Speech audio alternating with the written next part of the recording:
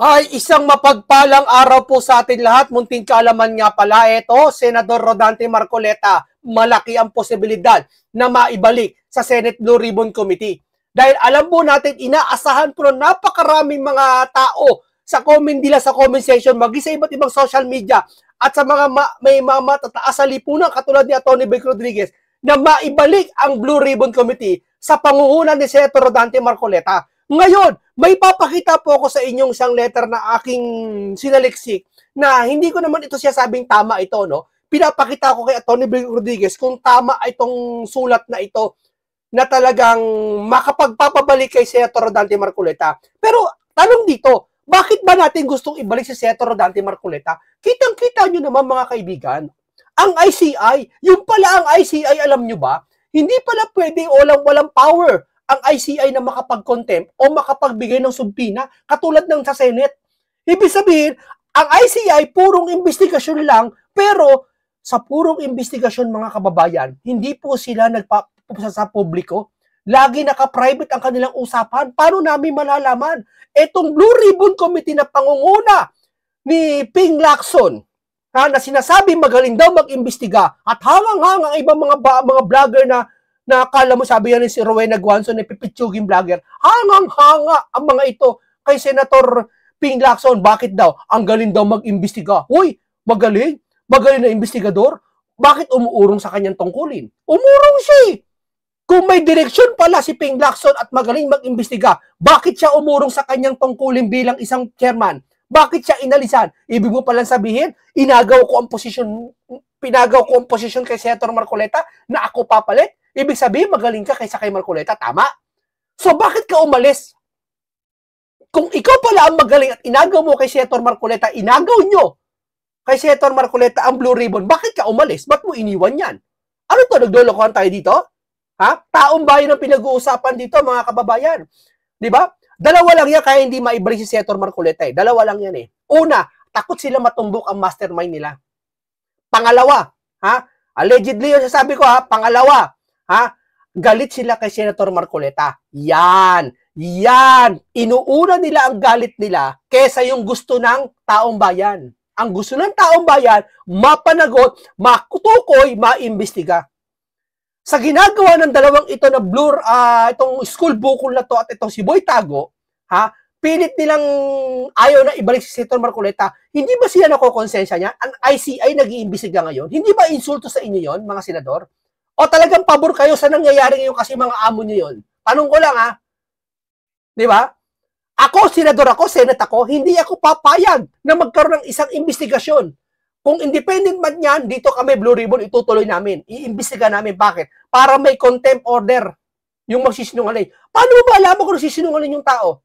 Katulad na lang kay Gutesa, katulad na lang kay Marcoleta dati kung babalikan natin. Naalala niyo kay Bryce Hernandez na hindi daw siya susugal. Samantalang may pinakita ng statement yung casino na katunayan nagsusugal si Bryce. So, nagsisinungaling si Bryce. Sino paniniwalaan mo? Yung pinagsusugalan niya o yung tao nagsusugal? Na hindi daw siya nagsusugal? Siyempre yung taong may papeles na hawak. O ano ibig sabihin nun? Na-contempt si Bryce. Ibig sabihin, sa ICI ba may contempt? Pag nalaman ba sa ICI, o teka muna, wala. Magsusorry lang, ay seryoso na. Ganyan tapos hindi nyo ba pinapakita? Lumalabas na sa TV mga picture ni Romualdez, picture ng iba, nag-imbestiga, na hindi namin alam kung ano nangyari dyan sa loob eh. Totoo, kama mali. Di ba? O ngayon, may pangunguna ang Blue Ribbon ngayon, 2 hearing na daw. Yung bagong chairman na si Sylvester yata yun, si Ben Dalo. Yes, sir! Di ba? Yung ba, 2 hearing, sino ka para magsabi? Ang kapal naman ng mukha mo, magsasabi na 2 hearing na lang natitira. Bakit sa'yo ba yan? Sa'yo ba yung senador na yan? Senado na yan? Ikaw ba nagluklok sa sarili mo yan? Sa'yo yung chairman bilang Blue Ribbon? Hindi sa'yo yan, sir. Huwag makapal ang mukha. Huwag kang umasa katulad ng yung si Romualdez, namimigay ng ayuda nakaraan. Wala namang sakuna, wala namang disaster, namimigay ng ayuda. Ang pinamimigay, yung pera ng bayan, pinatutunog niya na ang pera pinamimigay parang tila sa kanila. Wala namang pinatutunog niya, kanila yun. Ganyan din ba, same? Napakiramdam nyo sa inyong Senate? Kasi kung umasta kayo, parang gano'n tingin namin eh. Di ba? Eh ngayon, hindi tumutulong ang nangangailangan nyo, kailangan ng ayuda, lasan sila. Wala. Eh ngayon, nangangailangan ng tulong ang taong bayan. Araw-araw nagpapaalala na may baha. Kinalimutan na namin na may soli ang pera. Kinalimutan na namin yung nangyayari na yan. Dahil niya sa ginagawa niyo, pagtatago sa ICI at hindi na pagbalik ng Blue Ribbon. Tapos sasabihin mo, 2 hearing na lang? Masama loob namin, 2 hearing na lang. Bakit? Ganun ka kagaling? Sino ka para magsabi? Hindi sa'yo yan. Hindi sa inyo yan. Lahat ng pera dyan o lahat ng ginagasto dyan, pasahod namin sa inyo yan. Hindi sa inyo yan. Wala kang karapatan na 2 hearing na lang. Mag-hearing ka na mag-hearing, walang katapusan hanggat ma-solve yan. Ganyan gagawin ng Senator Rodante Marcoleta eh. Kaya nga gustong-gusto namin maibalik si Senator Rodante Marcoleta. Pero bago yan, tingnan natin itong post na to. Akin to, nag-research ako, hindi ko siya sabing tama to ha. Gusto kong ipakita lang kay Atty. Vic Rodriguez kung tama ba to, pero may punto. Na ito ang paraan para makabalik na motion. Pwede magbutuan yata mga majority. Ang dami naman majority dyan na kailangan eh. Kung kayo mga senador, kung may konsensya kayo pa sa taong bayan, yung si Tulfo, si Kiko tumanggi na bilang Blue Ribbon. Yung isa kinakaya na lang. Nangihingalo na nga sa pagiging Blue Ribbon. Isa't umalis na. Hindi nyo ba iboboto si Senator Marcoleta parang bilang Blue Ribbon? Uunahin nyo ba yung galit nyo kasi kagustuhan ng taong bayan? O ito, basahin natin. Kapag tinanggal ka bilang Blue Ribbon Committee Chairperson, lalaki natin konti Ang pagkakatalaga sa pagtanggal sa chairman ng Blue Ribbon Committee, Senate Committee ay karapatan ng Senado mismo, hindi ng presidente o ng iba pang sangay ng gobyerno. Ang mga senador ay bumoboto kung sino ang magiging chairman ng bawat committee. Kung tinanggal ka bilang chairman, iyon ay dahil majority decision ng mga senador, karaniwan sa pamamagitan ng reorganization o motion. Pwede pala. Pwede bang ibalik kang chairman? Oo, possible. Walang batas na nagsasabing hindi pwedeng ibalik ang dating chairman, pero ito ay nakadepende sa political dynamic o majority decision ng Senado. Ito na nga nangyari, na tinanggal si Marcoleta, ipinalit si Ping Lacson. May karapatan sila. O ito pa, may babalik ka lamang kung magbabago ang liderato o majority alliance sa Senado at magkakaroon ng bagong reorganization kung saan ibabalik ang majority ng iyong pangalan bilang chairman. Paano ka maibabalik na bilang chairman? Narito ang konkretong paraan, reorganization motion. Isang senador madalas ay majority na naghahain ng motion para sa reorganization ng mga committee chairs. Kung papayagan ng majority, maaari ikaw ulit ang italaga. Dapat gano'n na lang eh. Ano ba to? Parang papel ba to, Atty. Vic Rodriguez? Sana alam ko nanonood din kayo eh. Eto, ipapasa ba to sa papel na imo-motion mo para maghahain ka ba yung mga majority? Pati yung minority block, majority block, kung sino yung pagbobotohan na maging committee. Kasi konsensya to ng mga senador eh. Papayag ka ba na may alam nyong may taong makakasolve ng problema, tapos papayag kayo si Senator Marcoleta, hindi nyo ilalagay? Papayag kayo? Ganyan ba kayo sa taong bayan? Tinitikis nyo kami? Ganun ba kayo? Alam ng taong bayan sa lahat ng survey, Marcoleta iupo ulit. Tapos titikisin nyo kami? O ito pa, pagbalik ng majority block, kung nagkamatagal ka dahil sa paglipat ng alliance, politika, maaari kang bumalik sa majority block at makipagkasundo sa mga kasamahan mo. Pagkakaroon ng suporta sa leadership, sa Senate President. Wala nga mangyayari yan eh. Iba utak ng Senate President. Iba layunin ng Senate President. Kasi kung ang layunin ng Senate President na si Tito Soto ay para maimbestigahan. Kasi siya na nga nagsabi, may direksyon daw ang committee nila. Oo, sinabi niya. Bakit? Sasabihin mo naman kay Marcoleta, walang direksyon. Ibig sabihin, may direksyon kayo. Kung may direksyon kayo, bakit mo pinabayaan na nawala ang Blue Ribbon, hindi na makapag-imbestiga? Bakit mo pinabayaan na si Lacson ay umalis? Na ikaw nagbida dyan, at ikaw ata naglagay dyan. Sige nga. O, pakikipag-usap kay leadership, wala na. Baka siguro itong pinaka-motion, di ko alam, Atty. Vic Rodriguez kung tama to ha. Hindi ko sigurado to ha. Maghain ng motion ng sino man, marami ng minority, Amy Marcos, Cayetano, Bato de la Rosa, Peter Cayetano, sino pa ba? Marami naman eh. Tapos sasali, ibang majority block na lang dyan, nakagaya nila Sebastian tuloy. Paano ba na, si JB Ejercito, sino pa ba? Si Pia Cayetano, kausapin kapatid niya. Di ba? O, eto, painggan natin, mag-react tayo kay Atty. Vic Rodriguez. Kung totoo yun kung totoo man yun, sana maano. Kasi nakapag-alarma na eh. Biro mo, ICI, nakatago yung investigasyon. Hindi pala pwede mag-contempt order to, pati mag-subpoena. Ano kakayahan nito? Ano kakayahan nito? Magdadaldal doon? Hindi pinaparating sa atin kung ano yung pinag-usapan? Malay ba natin kung may ko-contempt sila doon? At may power ba sila kung magsinungaling yung resource person doon? Madali naman makapagsabi. Ano yun? Transparency ba yan? Hindi nyo nga mapatawag yung SunWest. Di ba? Ito, painggan natin si Atty. Vic Rodriguez, ha? Painggan nyo. Natin, nagbilin po siya si Rick. Sandali. Nakapiling po natin, nagbilin po siya si Rick Sherwin. Good afternoon po, Atty. Vic. Kamusta po kayo? Pa-shout out po, best independent platform sa TikTok. Sana po pong ngipin yan. Wala pong sapagkat ang dami pong mga releases ngayong araw ng ICI, yung Independent Commission on Infrastructure. Wala naman pong ngipin yan. Wala pong karapatan o wala pong power yan o kapangyarihan na mag-prosecute.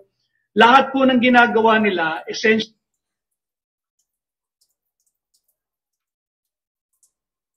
ay fact-finding lamang. At lahat po ng kanilang findings, duplication nga po, redundancy nga po ito eh. Lahat po ng magiging findings ng ICI, hindi po binding yan sa gobyerno, hindi po binding yan sa Department of Justice, hindi po binding yan sa Office of the Ombudsman. Bakit?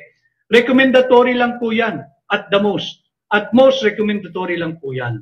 Kung ano man po ang maging findings nila, kung merong mang totoong findings, yan po ay re-revisahin pa ng Office of the Ombudsman kung ang direksyon ay papunta sa Sandigan Bayan. Kung hindi naman po ay sa Department of Justice, re-revisahin din po yan bago sampahan sa mga kaukulang korte, Regional Trial Court.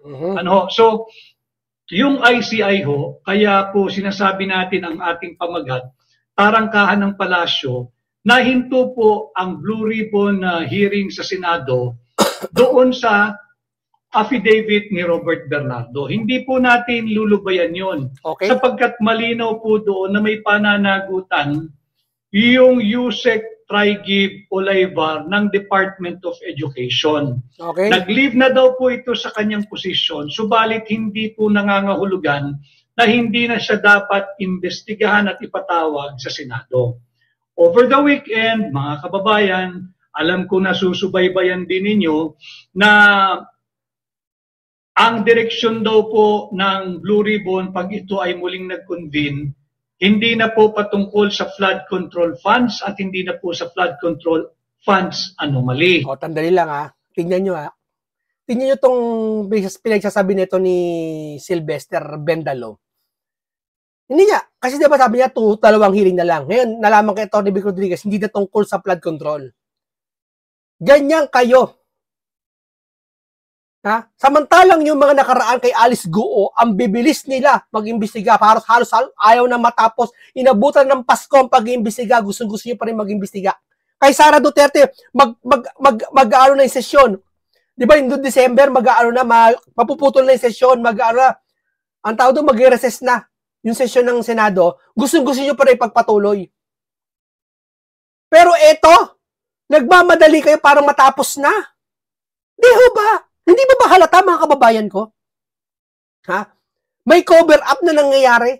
Pag usapang Romualdez, ito na, wala na, talagang tahimik lahat. Sige nga. Hindi na po yung flood control projects at hindi na po yung flood control funds anomaly.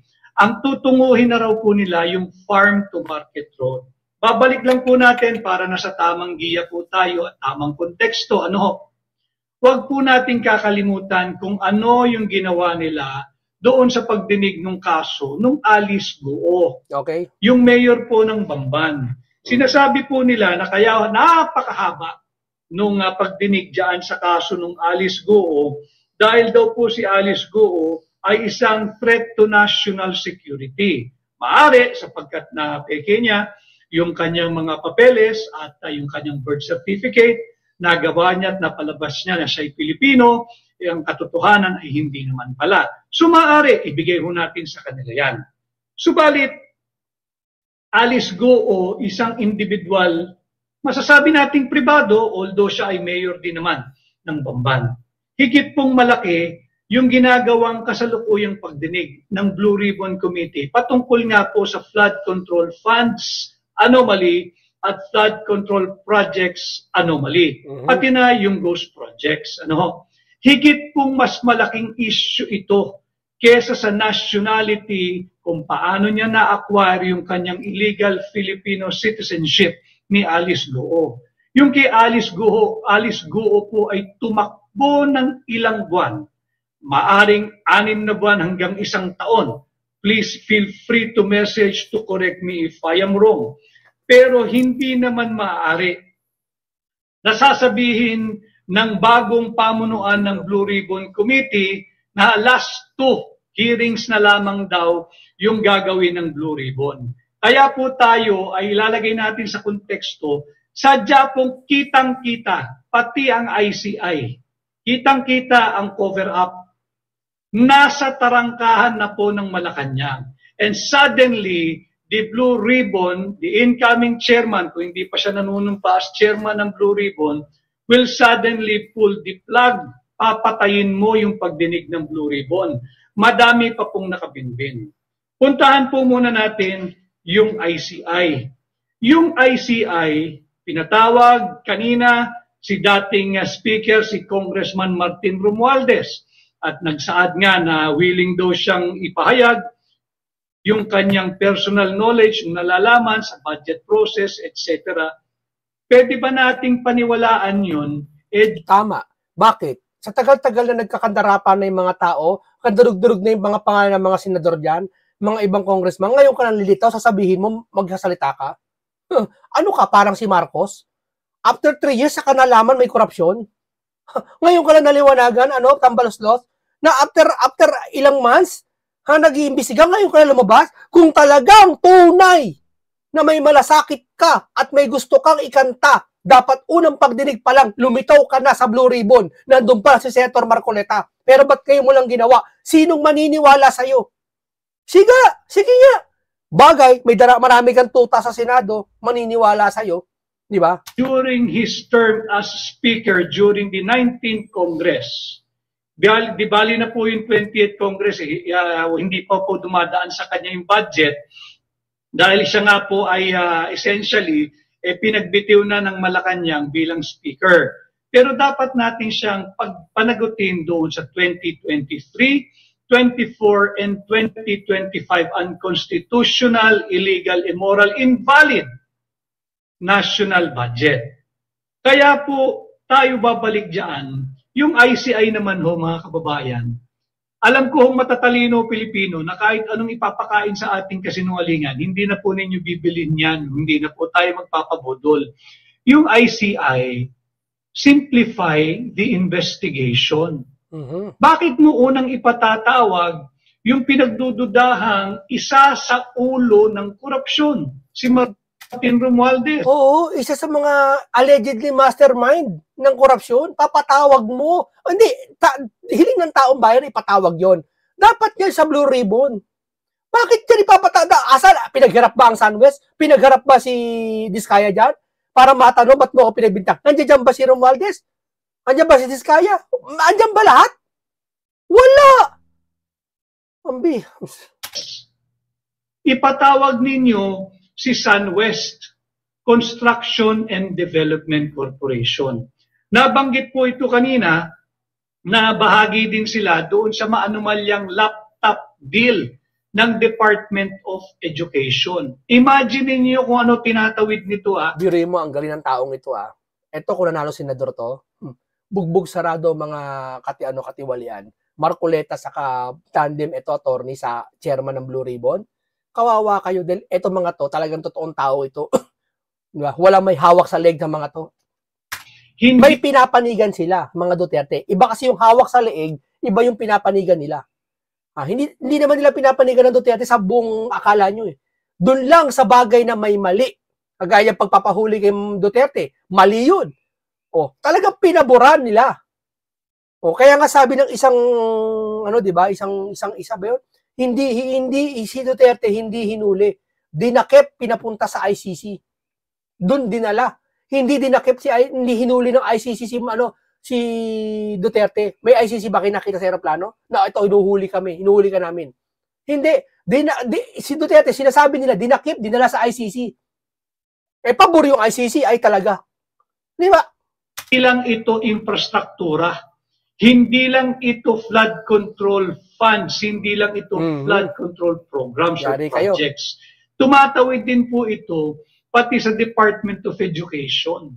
No wonder even the Education Commission 2 ng Kongreso, napatunayan nila na halos lahat nga po, hindi ba, ng ating grade 4 students ay hindi daw po dapat grade 4. Pagkat sila'y mangmang at walang sapat na kaalaman. Nandyan po yan sa report. At halos lahat daw po ng grade 4 students ay dapat grade 1 lamang. Hindi po nakakagulat kung pinasok na po ni SunWest pati yung deal ng DepEd sa laptop. So kung totoo itong si ICI, ipatawag ninyo si SunWest o si Highton. But hindi mapapatawag yan SunWest na yan. Kung totoo kayo, ICI, kung transparency kayo. At kung talagang transparency kayo, iparirinig nyo sa masa. Kasi yung masa ang apektado. Yung ICI nyo, hindi pang masa yan. Bakit? Hindi nga narinig ng masa eh. Sino gusto nyo makarinig niya? Si Marcos? Kayo? Sige nga. Ano yan? Nagsisikretohan kayo dyan? Munin nyo kasi, wala ho ako. Personally, you do not have to agree with me. But I personally, I have no expectation, I have no reliance whatsoever on the ICI. Why? Wala pong power yan, walang poder yan, walang kapangyarihan yan. Wala mang imbitasyon, wala man lang kapangyarihan yan na mag-issue ng subpoena.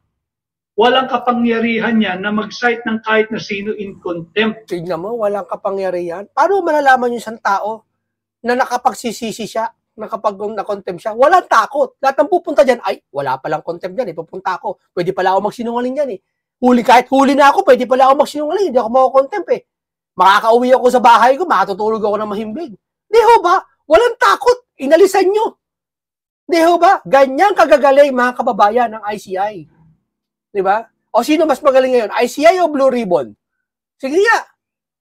Tatsaga na nga lang kami kay Ping Lacson umurong pa Kalain mo ang lakas-lakas ng mama, tali-talino, nagmamalaki yung kaibigan niya si Soto, magaling na investigador yan, umurong Nagtsatsaga na nga kami sa kanya Kasi si Hector Marcoleta, wala na, tinanggal Hindi po maaari Hindi naman po dumaan sa Kongreso, hindi naman po isang legislative process yung pagtatatag dyan sa ICI. Katunayan, wala nga pong pondo yan Hindi ko alam kung saan kukuha ng pang-araw-araw na gastusin lahat ng nai-involve dyan sa ICI.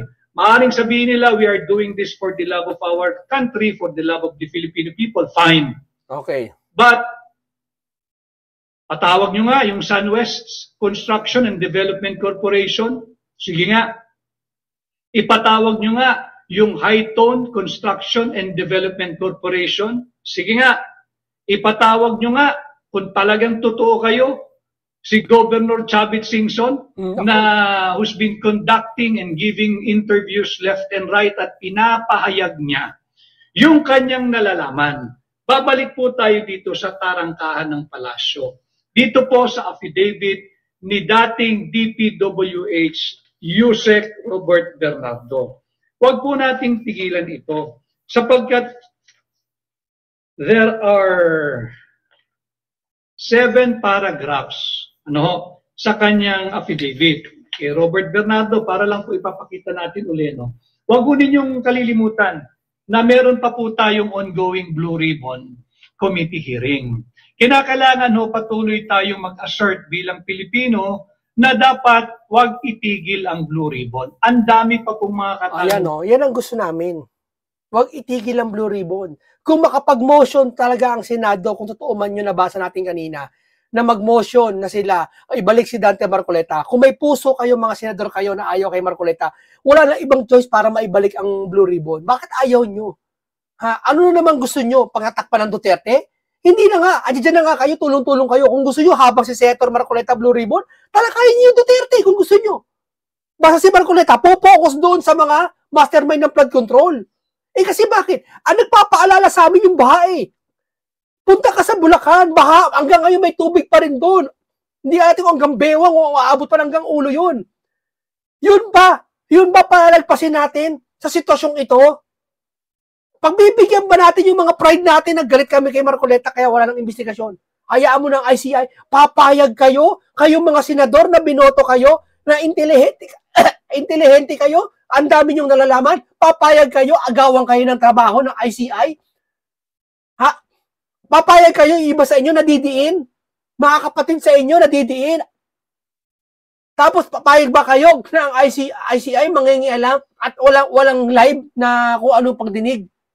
Sige nga, at walang contempt? Ano ba naman kayo? Para nyo sinabi, isinuko nyo ang sarili nyo sa kababaan. Nagsenador pa kayo, inasahan pa kayo ng taong bayan. Hindi ba?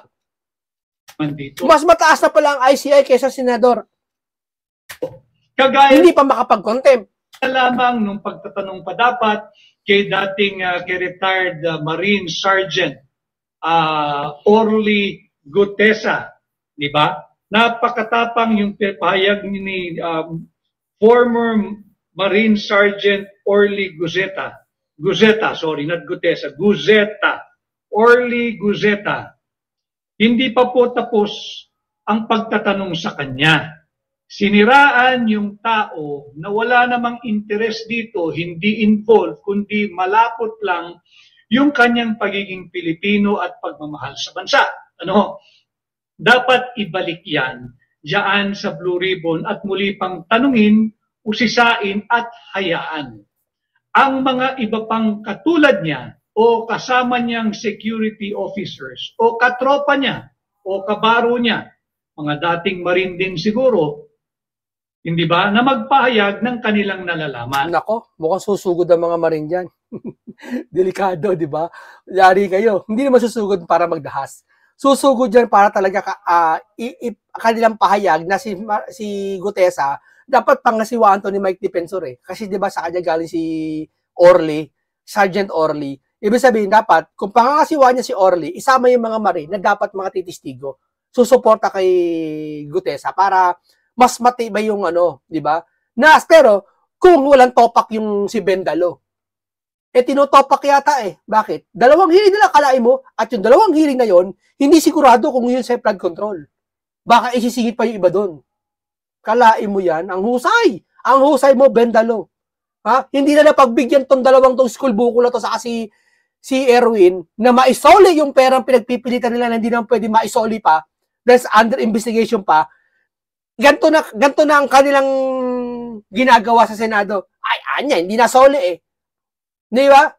Oh, pahiya kayo ngayon, Erwin. Pahiya kayo ngayon kay Tony Vic Rodriguez. ICI booking kayo kay Tony Vic Rodriguez. Di ba? To corroborate yung forthright na pahayag ni Sergeant Orly Guzeta. I got his name right this time. Sergeant Orly Guzeta. So nasa tarangkahan na po ng palasyo. Bakit? Hindi po tayo dapat pumayag na hindi ipatatawag yung Undersecretary Trigib Olaybar.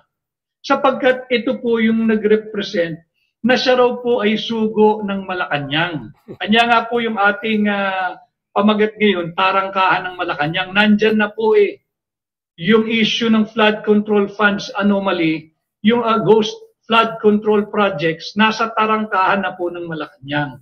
Ano ang patunay?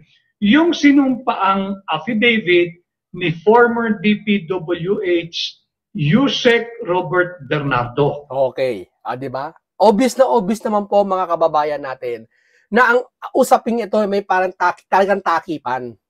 Huwag na tayo magbulag-bulagan. Huwag tayo magbingi-bingihan. Nakikita naman natin eh na talaga may takipan dito eh. Buti na lang andito si Attorney Vic Rodriguez, nakahayag sa atin. Ang dami rin sasalita, maniniwala pa ba kayo sa mga yan? Yung sa mga kalaban na yan? Diba? Junior, pangasiwaan mo to. Maibalik si Senator Dante Marcoleta bilang Blue Ribbon. Diba? Ito po ang ating reaksyon sa bidyong ito. Paalam po sa inyong lahat.